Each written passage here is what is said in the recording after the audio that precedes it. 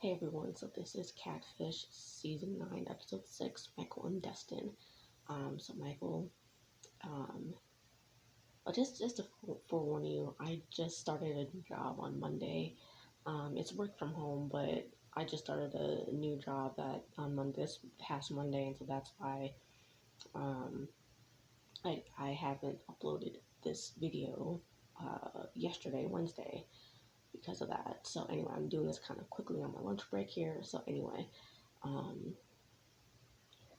So, um, Michael is from Texas, but now lives in Las Vegas. He was contacted back in 2017 by Dustin from a number he didn't know. Dustin claims they have spoken before, but Michael doesn't remember this. So they planned a date, um, and Dustin ghosted him. Since that date, that never was. He has been ghosted 5 times by Dustin. So Dustin claims that doesn't have any social media, but Michael did some digging and found what we later find out is an Instagram page. So they get Michael into a Zoom chat. He explains how Dustin first claimed he's a lawyer in LA. In the first five was when he went to LA. Dustin gave him his address, and nothing ever came of that date. Dustin claimed he was in an apartment building, but didn't give a number for said apartment. So Michael was just like, I'm not gonna go over there if I don't have if I don't have a apartment number, and two, you let me know what um, time you want me to come over to, go for this date.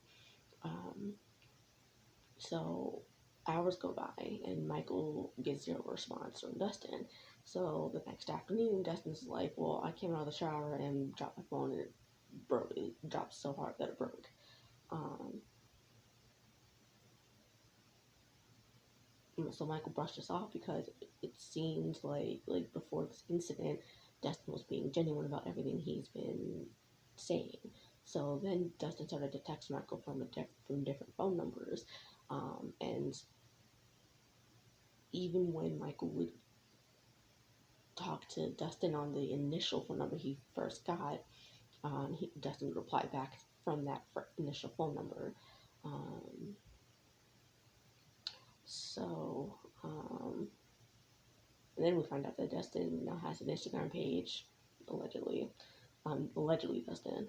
Um, and apparently he's made 3 other Instagram pages for his 3 cats, one for each cat. And on one of those cat accounts, there's another man that's featured in several photos, and I think on another account there's Dustin and this guy on the other account, um, who are like kissing in front of a wedding altar. Um, Michael has since requested that other guy, um, to see if like anything weird is going on. Excuse me. So Michael gets off Zoom. They start their search, beginning with the phone numbers, and they don't find anything. So we look up the address for Dustin, and it's close to Kamie because Kamie's still in LA. So she goes to the address, and while Kamie goes there, Nev looks up Dustin's name and doesn't find anyone by that name. So he then also looks up Dustin's Instagram handle on Google or whatever and finds that Dustin's last name are actually something else. We don't get to hear what it is because we bleep it out. But Kamie then finds that the address is an empty warehouse, for sale or for rent or whatever. Nev then looks up Dustin with the new last name and actually finds his Facebook page. So Nev sends this Dustin a Facebook message, keeping it simple, by not mentioning Michael's name, just asking for help. He gets an immediate response saying, "Well, I'm not sure what you want, but I'm a happily married man, and I can talk to you in the next 20 minutes." They are immediately suspicious about the fact that he says, "Well, I'm a happily married man." So before Dustin can get back on the Zoom, Kamie and Michael get on, and then they find out. They tell him what they found out. Once they explain everything, Dustin comes on. It's the guy in the pictures. His name is really Dustin. And so Neve explains to Dustin what's been going on. And Dustin's like, well, that's not me. I have not been doing this. Um, so, um,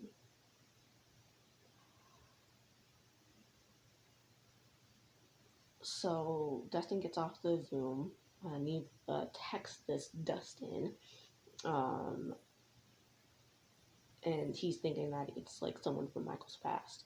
So Dustin gets back right away saying, well, I want to meet in person, but it's like, well, Neve's like, well, look, this pandemic, it's best to just do it over Zoom. So Dustin says he will think about it and get back to them next day. Next day, Neve gets a text from Michael saying, well, we need to talk in ASAP. So him and Kamie jump on the Zoom with Michael. And he says he got a weird text from a number he doesn't recognize saying, please don't meet Dustin. It's not going to end well, essentially. So Neve thinks it sounds like someone's just trying to, like, Dustin's trying to check it out. Michael sends a message back to the number and it's like, well, can we chat or whatever? So Neve then, tries to see Dustin is ready to talk, and um, he's like, okay, fine. He comes on, and it turns out it's Michael's ex-boyfriend, whose name is Bradley. Bradley says he created this Dustin to test Michael because he had this gut feeling, because he was like, well, we were in a relationship, me and Michael were in a relationship, and me and Michael were in a relationship, and we planned to sign a lease and move in together, like sign a lease and move in together, and soon after that, Michael started behaving weird, like being distant, um, and so he created this profile to test Michael, and Michael's like, well, look, we both agreed to be friends before we signed this lease and before we moved in together, and we agreed to test this friendship out.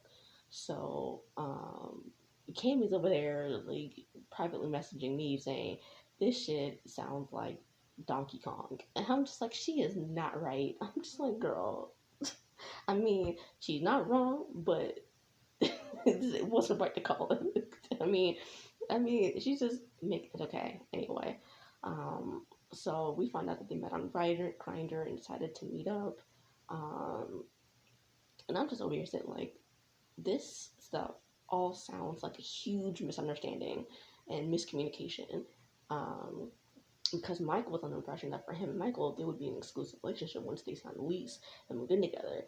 But once they did, Michael was constantly saying he was saying he was doing one thing and doing another, so that's why he made it count. And then so I made this profile of Dustin, and Michael would still say he was doing one thing while doing something completely different. When Bradley was set this date through with Michael through as Dustin, so Michael was like, well, he felt they became on again, off again prior to this Dustin profile, and to me it seemed like it was on Michael's part. It was a unspoken thing where they became on again, off again, and it wasn't really serious. It was so that's what it sounded like on his part, and it's just like I said, it just sounded like a big miscommunication because it's so instead of Bradley saying, well, look, Michael, you're to me it seems like you want an exclusive relationship, and so or to me your actions come off as you want an exclusive relationship, not an open relationship or on again off again relationship or whatever. And Michael failed to communicate, well, look, I don't want something exclusive.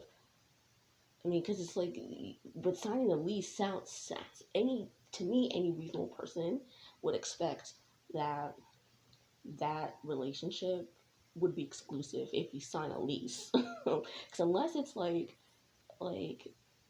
unless it's like a situation where it's a parent-child relationship where both of you are signing the lease so that either both of them will live in the apartment, or just the child will live in the apartment, or just the parent will live in the apartment, or whatever. Unless it's like some sort of relationship like mother-daughter, or father-son, or father-daughter, or mother-son, or some sort of a relative relationship, um,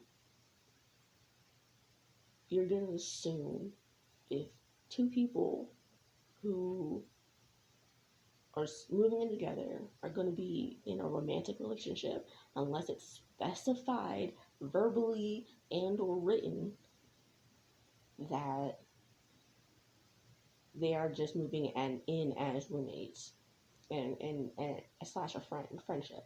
And that's, I mean, it didn't sound like, based off of the vibe I was getting from Michael, and what I heard Bradley say, was that I didn't get the vibe that it was explicitly stated or explicitly written in like a text message or email or whatever, that they were not going to be in an exclusive relationship. It sounded like they were going to be an exclusive, and Michael was on some fuck shit. So, and he just didn't want to say anything because he wanted to have his cake and eat it too. So that's what it sounded like, and it was just all big ass miscommunication, and granted on both parts, but I feel like it was more so on the side of Michael. So anyway, that's Michael and Dustin. um, and like I said last video, all the gay ones tend to be the messiest, and this was messy. This was freaking messy. So anyway, next on Catfish, there's a man named Jeremiah who met a woman who sounded like her name was Linda. Um, I don't know how long ago he met her. They didn't say in the preview. It looks like he sent her money through a Cash App, and her username is, get this, fake here. Child, okay. Yeah.